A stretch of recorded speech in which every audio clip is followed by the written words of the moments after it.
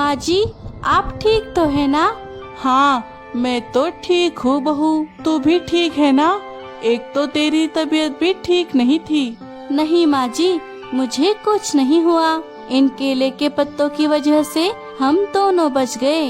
हाँ, लेकिन बहू अब हम जाएंगे कहाँ? हमें हमारा घोंसला बनाना पड़ेगा। हाँ माँ जी, वो तो मैंने कल ही सोच लिया था, और मैंने तो ये भी सोच लिया है कि हम किस चीज का घोंसला बनाएंगे जिससे वो इस बारिश का भी सामना कर सके। अच्छा, और वो क्या है बहू?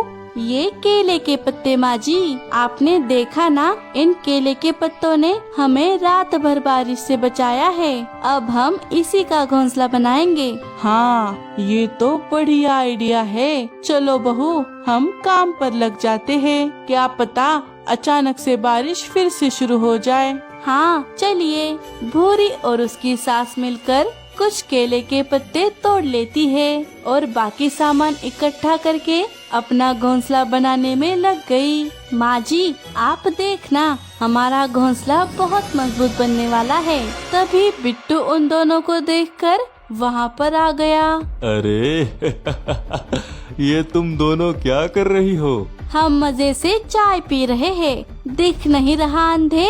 लगता है दिमाग के साथ साथ आंखें भी कमजोर हो गई है। हम अपना खुद का घोंसला बना रहे हैं। अच्छा, घोंसला अच्छा है, बनाओ बनाओ, शौक से बनाओ। ये शाम तक टिक गया तो बहुत है, बाद में मेरे पास भीख मांगने मत आना। बिट्टू वहाँ से चला गया।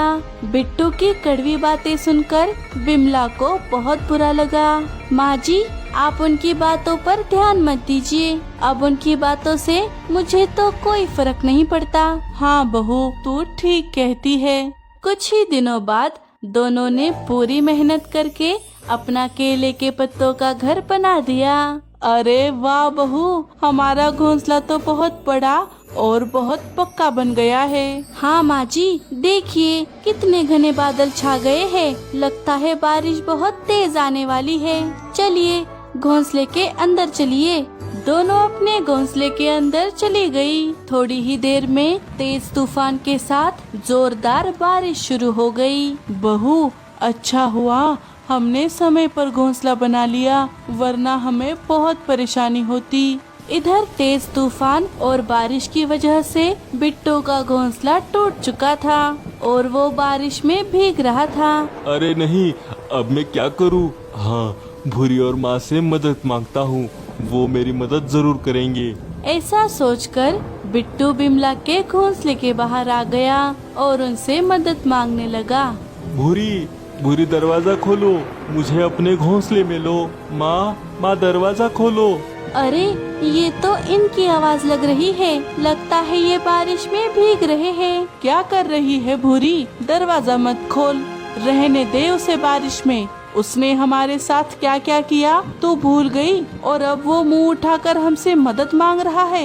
रुक, उससे पूछती हूँ कि वो अब यहाँ पर क्या उम्मीद लेकर आया है। माँ मैं जानता था आप मेरी मदद जरूर करेंगी। क्या कहा? माँ? अरे बिट्टू, तू भूल गया, तू तो मुझे माँ नहीं कह सकता, बुढ़िया कहता है, बुढ़िया। नहीं माँ, मुझे माफ कर दो। नहीं, अगर तूने सिर्फ मेरे साथ ऐसा किया होता तो शायद मैं तुझे कभी माफ भी कर देती, लेकिन तूने तो मेरी भूरी की हमेशा बेइज्जती की, हमेशा उसे कम समझा।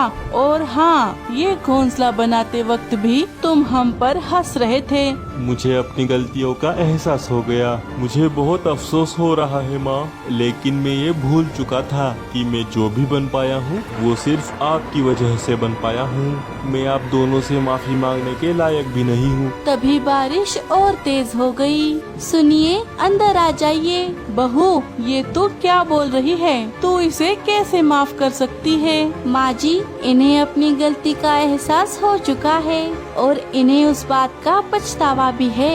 अब शायद हमें इन्हें माफ कर देना चाहिए। अच्छा ठीक है, अगर तू कहती है तो बिट्टू आ जा अंदर। बिट्टू घोंसले के अंदर चला गया।